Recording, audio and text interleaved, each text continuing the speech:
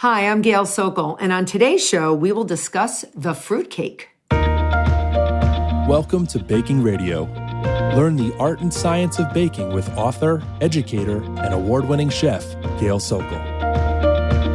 Whether you've been baking your whole life or you're brand new to the world of baking and you're looking to build your confidence and learn new skills in the kitchen, you're in the right place. This is Baking Radio. On today's show, we're going to discuss the fruitcake and how not all fruitcakes are for doorstops. You know, the holiday fruitcake, it's been the butt of many a joke throughout the years.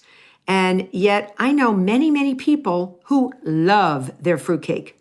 And not only love their fruitcakes, but have special ingredients and other stuff that they must add to their fruitcake batter, like dried fruits of all types and lots of booze. Now, before we begin actually talking about what is in a fruitcake, let's delve into the history of the fruitcake first. You may associate the fruitcake as an English cake, but it really has been around in some form since ancient Roman times. You believe that? I actually couldn't believe it when I was researching this. In Roman times, fruitcake was made with a mix of pine nuts, barley mash, like fermented barley, pomegranate seeds, raisins, and it was bound together with honeyed wine, right? Anything would be good with honeyed wine, I would imagine, right? This mixture was actually called something. It was called satura. I had never heard that before. Some researchers guess that the fruitcake was invented as a way to preserve fruit and maybe people. Just wait till the rest of my episode, I read through it, and you'll see why.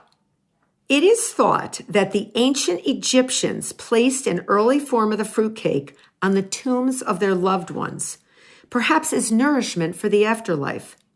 And guess how old the oldest fruitcake is? Go on. You take a guess. I'm going to give you a second. Take a guess. You're not going to believe it. If you guessed 4,176 years old, you would be right. That is how old Guinness World Records says a fruitcake found in an ancient Egyptian tomb was. Holy cow, all right? But fruitcakes didn't become truly popular until Roman times, when pomegranate seeds, pine nuts, and that barley mash were mixed and pressed together to form a ring-shaped cake for dessert. During the Middle Ages, other ingredients were added to the fruitcake batter, like nuts, honey, and even preserved fruits. And you know how people joke about how long a fruitcake can last? Well, the Crusaders in the Middle Ages, remember them? They were known to carry this type of cake on long trips to sustain themselves while they were away from home. So evidently, the fruitcake can last a very long time because those Crusaders, well, they seem to be traveling for ages. So no more making fun of your great Aunt Edith, who loves to make fruitcake and age it for years, okay? Don't make fun of her. She really is a smart lady. She knew about those Crusaders. And the British, they began their love affair with the fruitcake in the 1400s when dried fruits were brought over from the Mediterranean. And if truth be told, the only people still eating fruitcake to this day are actually British royalty. Perhaps that's why they never seem to smile or have any sense of humor. I'm just joking. There must be something to it, this aging fruitcake thing. Think about it. So I asked myself, why is this particular cake, and only this particular cake, so durable and hearty that it can last for hundreds of years and not lose one crumb or get moldy? Why? Why, I ask myself. So I did some more research and realized that since microorganisms need moisture to survive, the fruitcake doesn't have any. Bingo! That's why it lasts so long. And when you think about it, what is a fruitcake really? It's just lots and lots of dried fruit held together with just the bare minimum amount of cake to hold the fruit together.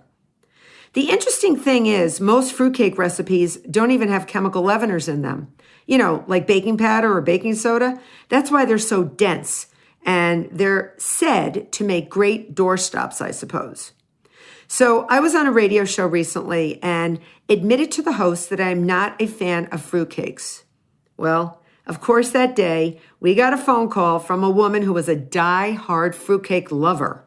She makes this particular fruitcake every Christmas, soaks it in rum for weeks. I am not making this up. So I got to thinking perhaps I was too dismissive of the fruitcake. Who am I to dismiss the all-powerful fruitcake? That there really must be some fruitcake out there that tastes great. There's got to be, right? Some of you are making it, so it's got to be good. Traditionally, a fruitcake is baked in a round or loaf shape and contains such dried fruits as candied cherries, both red and that ugly green-colored cherry, raisins, nuts, dried apricots, dried mangoes, dates, crystallized ginger, and even dried pineapple. This is not a complete list even, because you can use anything you want. Every area in the country and around the world has their own special editions. So after much thought, I decided to make a fruitcake. Why not? What have I got to lose? So I made individual buntlet-sized fruitcakes with my own homemade candied orange peel, hazelnuts, and candied ginger. I then soaked the baby bunts in hazelnut liqueur. Yum. After giving them to my family, they were huge fans. They were very hearty, I might add, but very delicious. I was shocked, but very pleasantly surprised. So don't be so quick to use that fruitcake as a doorstop. Not all fruitcakes are bad. So if you want an excellent recipe for my individual hazelnut fruitcakes, and you can make your fruitcake special by adding your own additions, you can actually go to my website, chefgailsokol.com. I even have a recipe for my candied orange peel as well. And I even have a video on how to make my fruitcakes on my YouTube channel. So my advice to you, become a fruitcake lover. It is well worth it. So I hope you've enjoyed this episode. And on the next episode, I will begin my oven-side chats. Thanks so much for listening. You can follow me on Facebook, Instagram, my YouTube channel, and my website, chefgailsokol.com.